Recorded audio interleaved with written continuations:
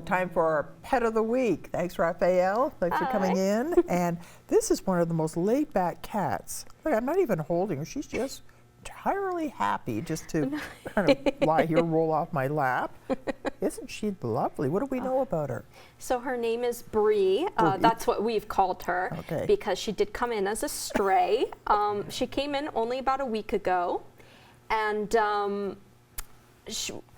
unfortunately, her owners, maybe they just haven't thought to look at the Kingston Humane Society. Yeah, she's clearly somebody's pet. Yes, she's very used to lounging around and cuddling and all that. So she's up for adoption now.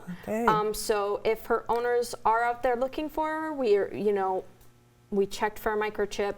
She didn't have one, or we couldn't get, or she does have one, but the owner's contact information isn't up to date, so we can't reach them. So, I mean, she'll probably go really, really quick. I'd be surprised if she doesn't already have an application. She was put available this morning. And you hear the term microchip, but I think a lot of people don't understand. I've seen the microchip a pet. They don't even flinch. No. There is nothing to it. It's about the size of a grain of rice. Very small. Yeah. And because it's so small, it can't really hold a lot of information. What the microchip actually holds is just a number.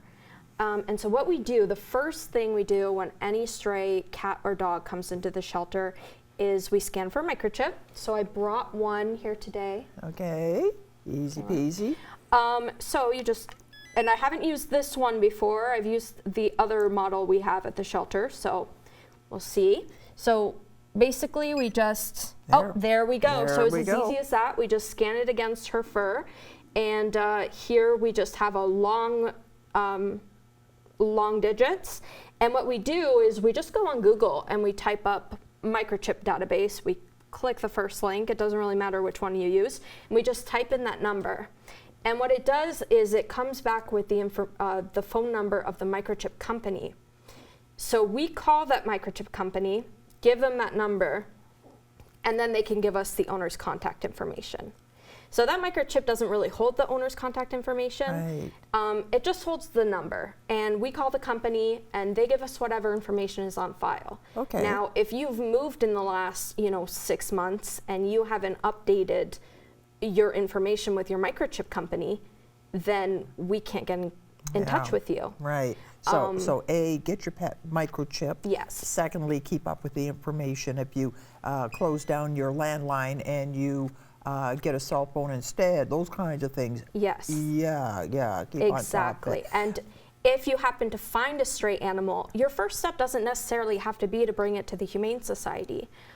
In fact, we encourage people, if you live in the suburbs and you find a stray animal, go to a vet clinic or and get it scanned. Just say we just scanned for a microchip. Exactly. And they can help you contact or even post in your local Facebook groups. Neighborhood Facebook groups are great. I remember one time, my parents accidentally left for work with my dog still in the backyard, and she got out. And, we realized she was missing in the middle of the day because someone had posted her in our neighborhood Facebook group, been like, hey, we just found this dog. So your first step doesn't necessarily have to be at the Humane Society, but of course we take all strays who come through our doors. But it's actually somebody's gain because this is one beautiful cat. Yes, and if you'd like to know more, the information is on the screen, and I hope she gets a good home because she's such a sweet kitty. Thanks so much for bringing her in, telling me about the microchip. Yeah, of course. All right.